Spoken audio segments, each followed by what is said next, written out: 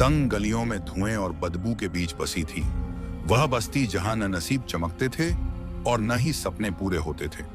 उन्हीं झुग्गियों में एक छोटी सी टूटी झोपड़ी थी, मिट्टी की दीवारें और टपकती छत, जिसमें रहती थी 17 साल की रुखसाना।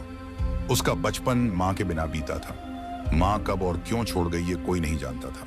बाप बशीर ठेले पर कबाड़ी का सामान बेचता और शाम होते होते शराब में डूबा हुआ लौटता।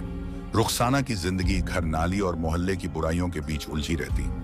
रुखसाना खूबसूरत नहीं थी, पर उसकी आंखों में कोई बात थी। कुछ टूटने का दर्द, कुछ संभलने की कोशिश और सबसे ज्यादा जिंदा रहने की जिद। हर सुबह वह कूड़े में से प्लास्टिक की बोतलें और रद्दी बीनती 2-4 रुपए में बेचती और एक वक्त का खाना जुटाती।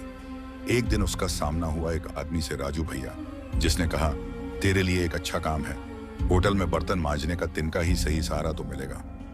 रुखसाना को यह किसी फरिश्ते का पैगाम लगा।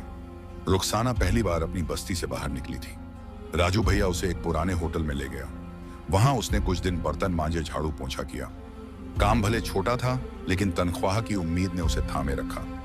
लेकिन चौथे दिन रात को सब बदल गया। होटल बंद हो चुका था, मालिक जा चुका था। रुखसाना अकेली बची थी किचन में। तभी पीछे से किसी ने दरवाजा बंद किया और सब अंधेरा हो गया। वो चीखती रही, गिड़गिड़ाती रही, पर इंसानियत कहीं छुपी थी। उस रात राजू भैया, जिसने सहारा देने का वादा किया था, उसी ने उसकी इज्जत को कुचल दिया। दर्द से कराहती रुखसाना जब होश में आई तो कपड़े फटे थे और आत्मा चूर चूर। जब रुखसाना 3 महीने बाद महसूस करने लगी कि उसके पेट में कुछ पल रहा है, तो वो समझ गई, अब उसकी जिंदगी पहले जैसी नहीं रहेगी। किसका है ये बच्चा, बशीर चीखा। किस मुंह से जिएगी तू, अब पड़ोसन ने थूका। मोहल्ले वालों ने उसे गंदी नजरों से देखा। बाप ने मारपीट कर उसे घर से निकाल दिया। अब रुखसाना अकेली थी, पेट में एक जान लिए और दुनिया के तानों के बीच। उसके पास न रहने की जगह थी, न पैसा, न कोई अपना।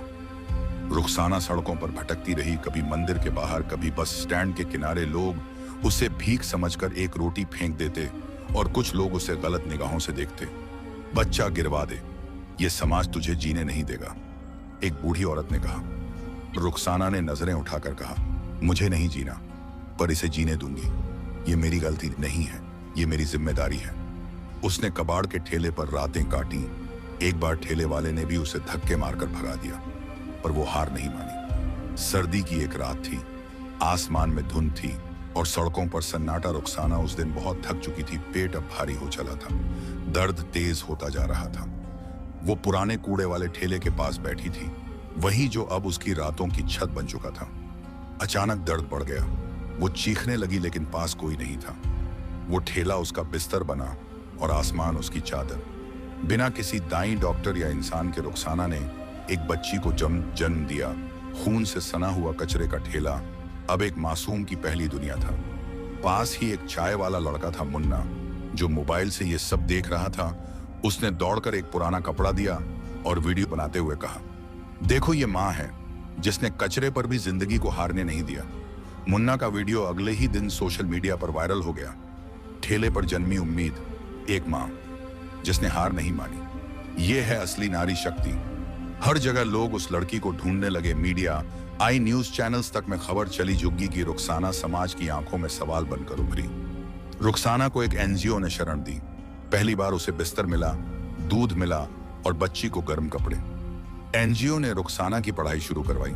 उसकी बच्ची का नाम उन्होंने उम्मीद रखा। रुखसाना अब दूसरे बेसहारा औरतों को हौसला देने लगी। मैं टूटी थी, पर मेरी बच्ची ने मुझे जोड़ा है, वो अक्सर कहती। एक दिन राजू भैया की पहचान हुई। वीडियो और रिपोर्ट्स के जरिए पुलिस ने उसे गिरफ्तार किया। रुखसाना की गवाही ने उसे सजा दिलाई। वो अब अकेली नहीं थी, उसके पास अब उसकी बच्ची थी। समाज का समर्थन था और उसकी खुद की पहचान। साल बीत गए। रुखसाना अब महिलाओं के लिए काम करने वाले संगठन की अध्यक्ष थी। उसकी कहानी किताबों में छपी, स्कूलों में पढ़ाई जाने लगी। उम्मीद बड़ी हो रही थी। उसी ठेले के पास से रोज स्कूल जाती थी, जिसे अब सजाकर रखा गया था मां की जीत का स्मारक। रुखसाना ने एनजीओ के जरिए सिलाई सीखी, कंप्यूटर चलाना सीखा और धीरे धीरे छोटी छोटी चीजें बेचकर खुद का गुजारा करने लगी। उम्मीद अब 2 साल की हो चुकी थी। उसकी आंखें रुखसाना जैसी थीं, लेकिन उनमें डर नहीं, आत्मविश्वास था। रुखसाना रोज सुबह एक स्लम स्कूल जाती और वहां की बच्चियों को पढ़ाती कहानियां नहीं, सच सिखाती थी। कोई भी हादसा तुम्हारी पहचान नहीं है जब तक तुम हार नहीं मानती। धीरे धीरे मोहल्ला भी बदलने लगा। जो कल उसे गंदा कहते थे, वही लोग अब अपनी बेटियों को उसके पास भेजते। एक दिन शहर के मेयर ने उसे बुलाया। आपने ठेले पर जन्म देने वाली बच्ची को जो शिक्षा दी है वो एक मिसाल है। हम आपको साहसी मान अवार्ड से सम्मानित कर रहे हैं। स्टेज पर खड़ी रुखसाना की आंखों में आंसू थे, लेकिन पहली बार वो आंसू दर्द के नहीं, गर्व के थे। उम्मीद उसके साथ थी, सुंदर सी गुलाबी फ्रॉक में, और पूरी भीड़ ने तालियां बजाईं। फेसबुक पर लाखों लोग उसकी कहानी शेयर कर रहे थे। यूट्यूब पर वीडियो को करोड़ों व्यूज मिले। हर जगह एक ही नाम गूंजा, ठेले वाली मां। लेकिन कहानी यही नहीं थमती। एक दिन उसी पुराने होटल के पास से गुजरते हुए रुखसाना को एक लड़की मिलती है। वही दर्द, वही खाली आंखें। वो उसे एनजीओ ले जाती है, खाना देती है, कंधे पर हाथ रखकर कहती है, मैं समझ सकती हूं, तू टूटी नहीं है, तू बस थकी हुई है। चल, अब तुझे फिर से जीना है। इस तरह रुखसाना अब सिर्फ एक मां नहीं थी, वो एक उम्मीद बन चुकी थी, और उम्मीदें कभी नहीं मरती। समाज में जब भी कोई लड़की मजबूरी में बच्चा जनती, लोग कहते, अगर रुखसाना ने कर दिखाया तो तू भी कर सकती है। एनजीओ का नाम रखा गया ठेले की उम्मीद, जहां हर गरीब मजबूर अकेली मां को सहारा मिलता। रुखसाना की मेहनत और संघर्ष का असर अब सिर्फ उसके आसपास ही नहीं बल्कि पूरे शहर पर था। समाज की गंदी नजरों से मुक्त होकर उसने एक नई दुनिया की नींव रखी थी, जहां हर गरीब लड़की को अपना हक मिल सकता था, जहां हर बच्ची को एक बेहतर कल का सपना दिखाया जाता था। उम्मीद अब स्कूल जाने लगी थी। वो हर रोज अपनी मां के साथ स्कूल जाती और रुखसाना स्कूल के बाहर उसे एक चॉकलेट देती। रुखसाना का दिल अब पूरी तरह से अपनी बेटी के लिए बसा था। तू बड़ी होकर क्या बनेगी? एक दिन रुखसाना ने उम्मीद से पूछा।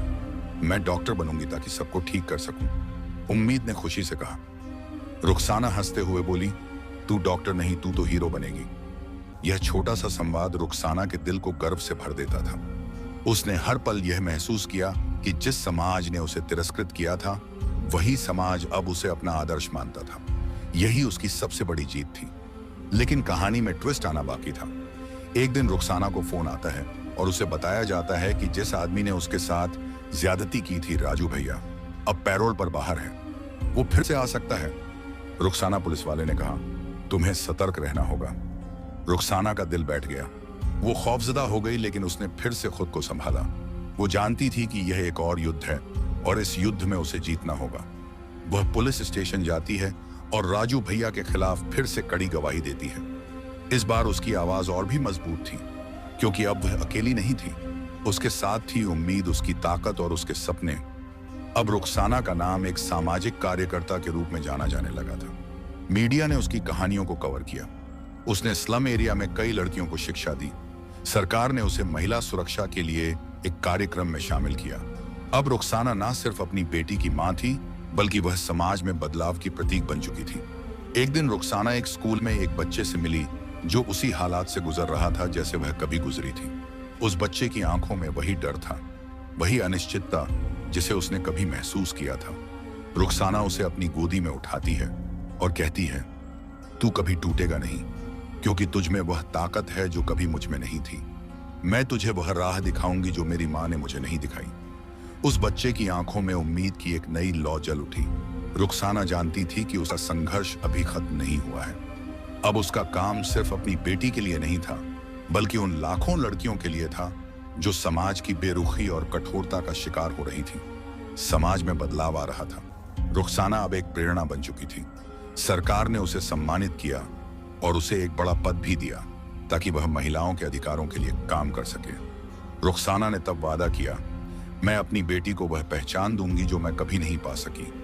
मैं इस समाज को बदल दूंगी ताकि हर बच्ची को अपनी पहचान मिल सके।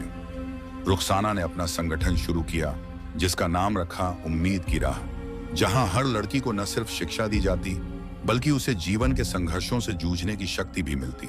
उसने अपनी कड़ी मेहनत और प्यार से समाज की सोच बदलने की कोशिश की थी। आज वो वही लड़की थी जो कभी ठेले पर जीती थी। अब वह अपनी बेटी के लिए एक नई दुनिया बना रही थी। सिर्फ एक यूट्यूब चैनल नहीं, ये उन आवाजों की जगह है जिन्हें समाज ने दबा दिया। ये उन लड़कियों की कहानियां हैं जिन्हें दुनिया ने भुला दिया, और ये उन माओं की चीखें हैं जिन्हें किसी ने सुना नहीं। अल फजर वॉइस पर हम लाते हैं वो सच्ची कहानियां जो दिल को छूती हैं, आंखें नम करती हैं और जिंदगी के मायने बदल देती हैं। अगर आपने कभी दर्द महसूस किया है तो आप यहाँ राहत भी पाएंगे। सब्सक्राइब कीजिए अल फजर वॉइस, क्योंकि यहाँ हर कहानी सिर्फ सुनी नहीं जाती, महसूस की जाती है।